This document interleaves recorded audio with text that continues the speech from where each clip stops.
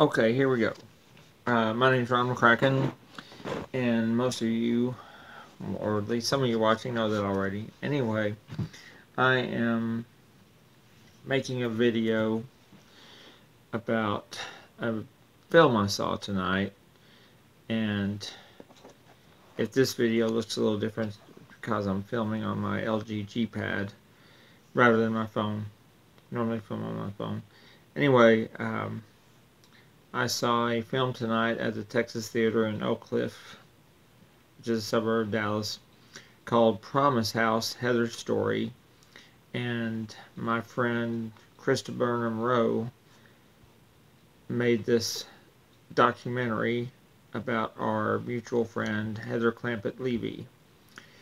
And basically, the short version of this is Heather struggled for decades with her mental health conditions and some physical health problems as well. She had fibromyalgia, which I don't know how much that impacted her mental health, but again, she struggled with that.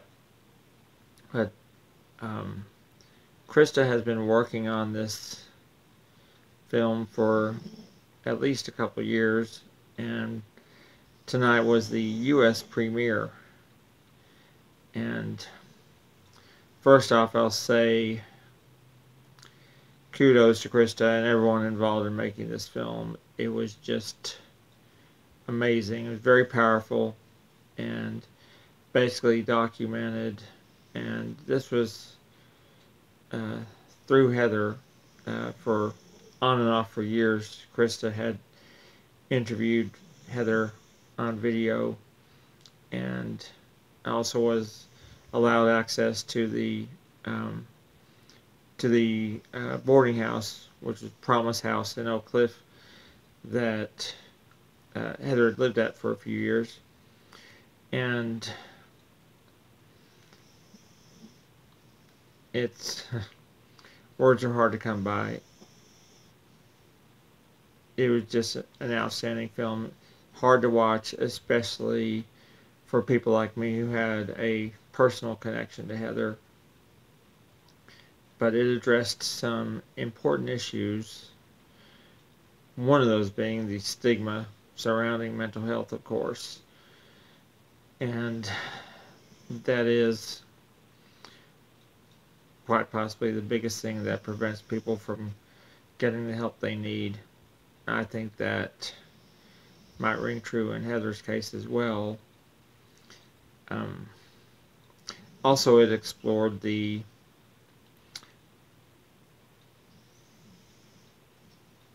use and sometimes overuse or misuse of prescription drugs to treat different mental health conditions. And Heather listed quite an assortment of drugs that she had been prescribed over the years. Some of them for physical ailments, but more of them for different mental health conditions. And something that my therapist and I have talked about a lot, because I've considered over the last few years, I've considered at times uh, trying some antidepressants and other things, but we both agreed that uh, they weren't really necessary for me at the time, and they're not now. My first therapist was terrible.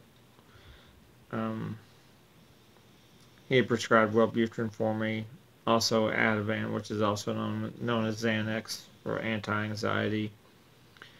And the thing about that is that, and again, they discuss this in the film tonight, that it wasn't the right thing for me.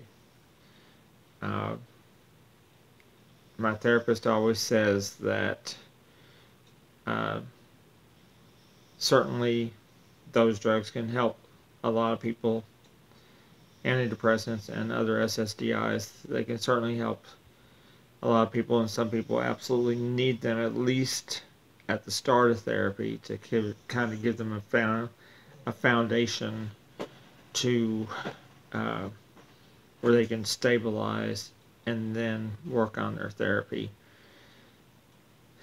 But there's really little doubt among professionals that, again, there's misuse and overuse and wrongly prescribed drugs, because basically in America and maybe throughout the world, people want a pill to make them feel better.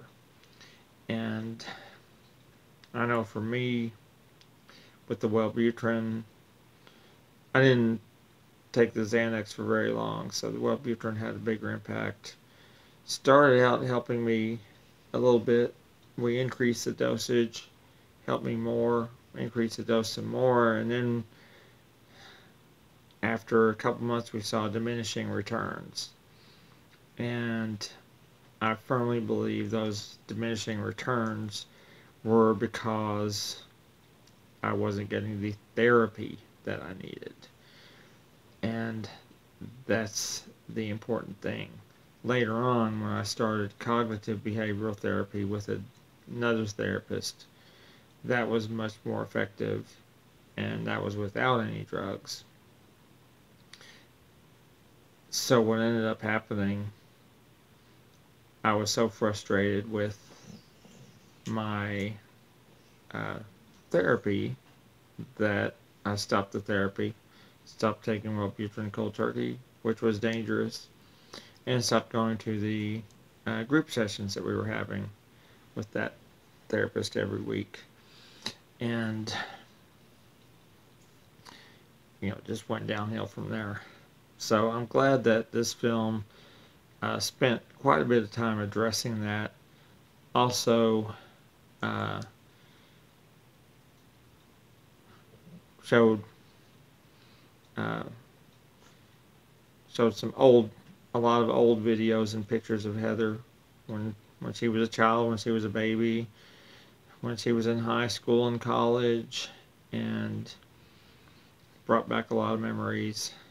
And you'll see here, I saved this from her funeral.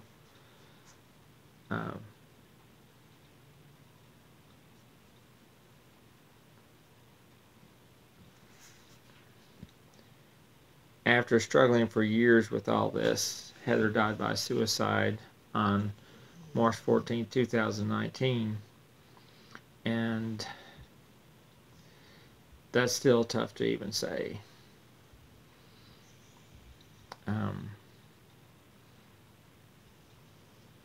I was having we were having our usual messenger chat the night before. There were fairly frequently we would get on Facebook Messenger late at night and just start talking. Sometimes it's talking about old times, sometimes just current day stuff. And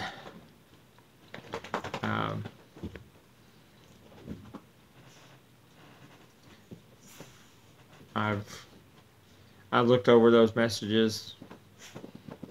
messages so many times, and didn't have a hint. By the way, if you might see Zeus, my emotional support dog there. Sit down, Zeusy. Come on, babe. Anyway. But I just wanted to share some thoughts on that. Again, this is a very powerful film. I think a very necessary film. Krista is going to release it on YouTube in the very near future here, so everyone can watch it. But I'm so glad I went to it. It really did a good job of just covering everything, not only about Heather's mental health conditions and her struggles, but some of her housemates that were in Promise House with her, in the boarding house with her, documented some of there, and they talked quite a bit about their prescriptions and everything. And in the interview segments with Heather, she was talking about uh, very skeptically. She was talking about prescriptions she'd been given over the years, and kind of just intimating that maybe that wasn't the best thing for her. So we basically, in mental health, we have to take a hard look at that. Fortunately, a lot of people like Krista, uh, again, that's Krista Burnham Rowe, R Rowe, the last name. Uh, she directed quite an amazing film, and we had to take a hard look at that, because there's many cases where it's causing more harm than good. Again, I have to stress, put the caveat on there that uh, some people absolutely need that, especially at the beginning of therapy, just to stabilize. But it's good that uh, that's being looked at more and more, and just a